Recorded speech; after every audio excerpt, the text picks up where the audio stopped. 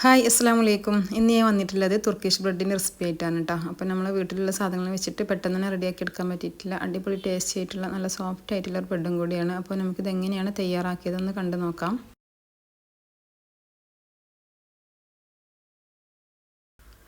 അപ്പോൾ തയ്യാറാക്കാൻ വേണ്ടിയിട്ട് ഞാനവിടെ ഒരു ബൗളിലേക്ക് ഒരു ടീസ്പൂൺ ഈസ്റ്റ് ചേർത്ത് കൊടുക്കുന്നുണ്ട്. അതേ സെയിം സ്പൂണിൽ തന്നെ ഒരു ടീസ്പൂണ് പഞ്ചസാരയും കൂടി ചേർത്ത് കൊടുക്കുക കേട്ടോ. ഇനി ഇതിലേക്ക് അരക്കപ്പ് ഇളം ചൂടുള്ള വെള്ളം അതുപോലെ അരക്കപ്പ് ഇളം ചൂടുള്ള പാലും കൂടി ചേർത്ത് കൊടുക്കുക. ഇതിലേക്ക് ആവശ്യത്തിനുള്ള ഉപ്പും കൂടി ചേർത്ത് കൊടുക്കുന്നുണ്ട് കേട്ടോ. ഇനി ഒരു 5-10 മിനിറ്റ് നമുക്കിതൊന്ന് റെസ്റ്റ് ചെയ്യാനായിട്ട് വെച്ച് കൊടുക്കുക. അതിനുശേഷം ഇതിലേക്ക് 250 ml കപ്പിൽ 2 കപ്പ് മൈദ ചേർത്ത് കൊടുക്കുന്നുണ്ട്. ഇനി 1-2 ടേബിൾ സ്പൂൺ സൺഫ്ലവർ ഓയിലും കൂടി ഒഴിച്ച് കൊടുക്കുക കേട്ടോ. എന്നിട്ട് കൈ വെച്ചിട്ട് നല്ല സോഫ്റ്റ് ആവുന്നത് വരെ ഒന്ന് കുഴച്ചിട്ടെടുക്കുക.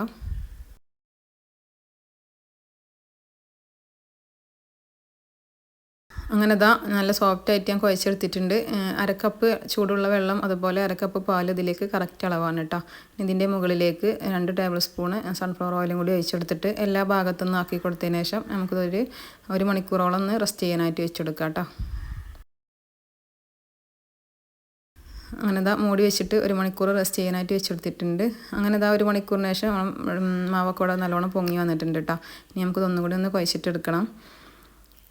ഇനി കൗണ്ടർ ടോപ്പിൽ കുറച്ച് മൈദ ഇട്ട് കൊടുത്തതിന് ശേഷം അതിലേക്ക് നമ്മൾ ഡോ വെച്ച് കൊടുക്കുക. എന്നിട്ട് കൈ വെച്ചിട്ട് ഇതുപോലെ ഒന്ന് പരത്തിയിട്ടെടുക്കുക. ഇനി ഒരു പിസ്സ കട്ടർ വെച്ചിട്ടാണ് കേട്ടോ ഞാൻ അതൊന്ന് കട്ട് ചെയ്തെടുക്കുന്നത്. 8 പീസാക്കിയിട്ടാണ് എടുക്കുന്നത്.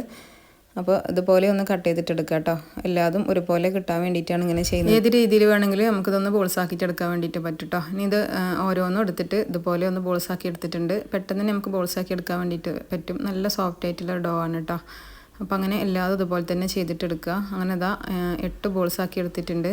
ഇനി നമുക്കിത് ഓരോന്നും പരത്തിയിട്ടെടുക്കണം. അതിന് വേണ്ടിയിട്ട് കൗണ്ടർ ടോപ്പിൽ കുറച്ച് മൈദ ഇട്ട് കൊടുത്തിട്ടുണ്ട്. ഇനി ഓരോന്നും നമുക്കിതൊന്ന് പരത്തിയിട്ടെടുക്കുക കേട്ടോ.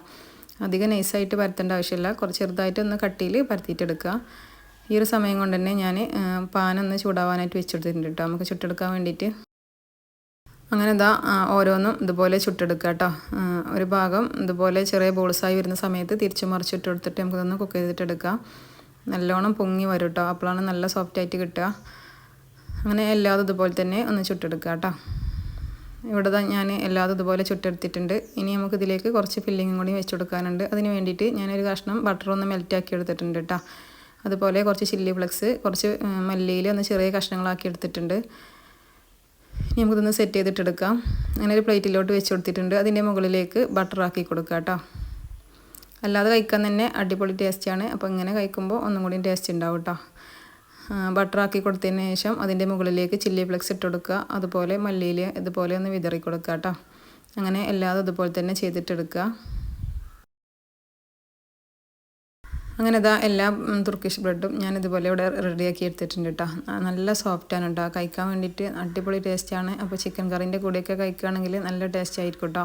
അപ്പോൾ രാവിലെ ബ്രേക്ക്ഫാസ്റ്റിനോ അതുപോലെ ഡിന്നറിനൊക്കെ വേണ്ടിയിട്ട് കഴിക്കാൻ വേണ്ടിയിട്ട് പറ്റും.